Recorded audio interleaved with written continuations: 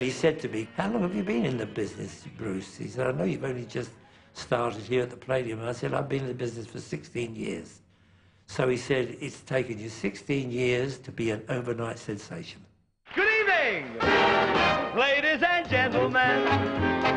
Welcome to Sunday night at the London Palladium. Hope your Easter holiday has been very gay. Toujours le politesse, hip hip hooray. Oh, I hope you're having a nice time, I really do. This was where you started working with members of the public. Audience participation. Is that correct? Am I right? Oh, yeah, you're absolutely correct. And it was... You've had some good research. Well, it was or at you this read my point. book. Maybe you read my book. It was at this point. I read the index. Only because your name was in it. Exactly. Is this your wife? No, no. Oh. Somebody else's. That's why I'm happy. Somebody else's. Happy. Are you with him, dear? Yeah. We definitely hit on something here. Read all about it next Sunday.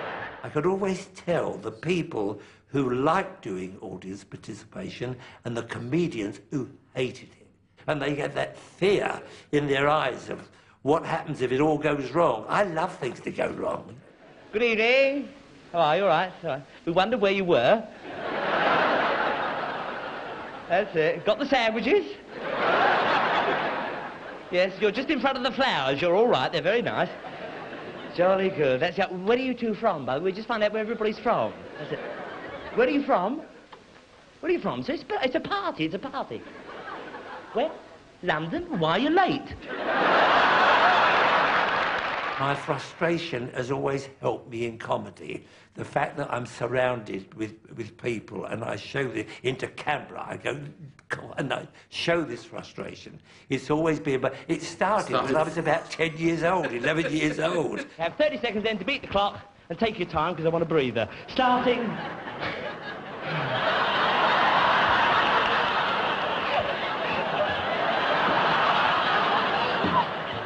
I've got enough trouble tonight without you. Right. The theatre was new.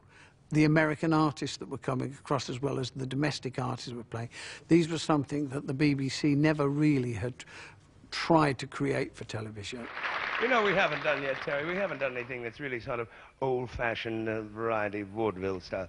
Let's do one number like that. I think I have my vaudeville prop back here. Yes, here we go. No man worth his union card would be caught without one of these.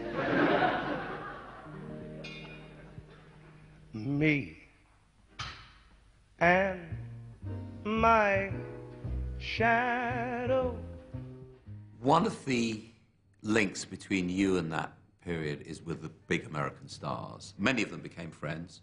Oh, yes. And you worked with. Who did you enjoy working with particularly? Obviously, Sammy Davis. Yes, Sammy Davis, of course. I always found the bigger the star, the nicer they were. Really?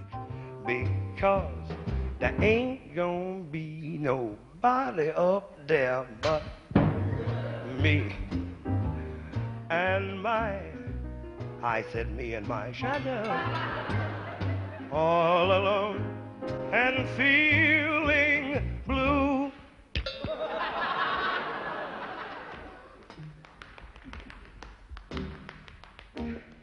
Your job was to look after some of these American stars. What did that entail? We did everything for them, really. Looked after them, got them out of trouble when they got into trouble. Who was the most difficult one you had to handle? Mario Lanza. Because you're mine. In a year, he knocked me out 6 times and put me into hospital twice. He was quite a violent man. Because you're mine. He was the most beautiful fellow when he was sober, but he was rarely sober, I'm afraid. I only know for as long as I may live. With him when we travelled, he wouldn't sleep in the room on his own, so we had 2 beds, thank God, in the room, because he used to wake up in the middle of the night with DTs and say people were coming through the window or they're trying to get in the door, and I would then have to do an whole act about chasing them away. He would be You'd up... have to...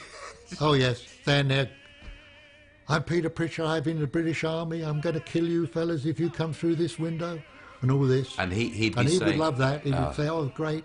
That would relax him. He'd go back to sleep. And it's applause because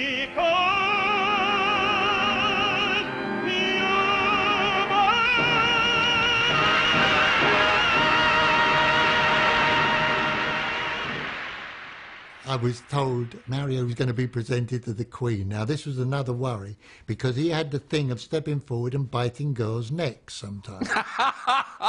So they were all worried. And in the Palladium, those days, the bigger stars stood on a little staircase behind the royal box. Very tight fit to meet the Queen.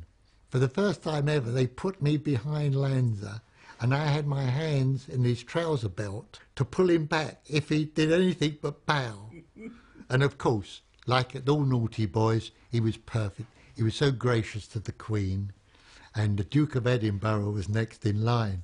And I'm thinking, now this might be difficult. So I'm holding tight, and he shook hands with the Duke, and the Duke said, oh, Mr. Lanza, we do enjoy your work, and you were so good tonight.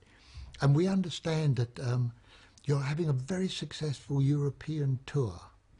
He said, well, I am. If you call $10,000 a night successful, I'm successful. What's your story? In 1967, the head of ATV Network decided to axe Sunday night at the London Palladium. The man who made that decision was no less than Lou Grade. Thanks, Uncle. Well, by then, most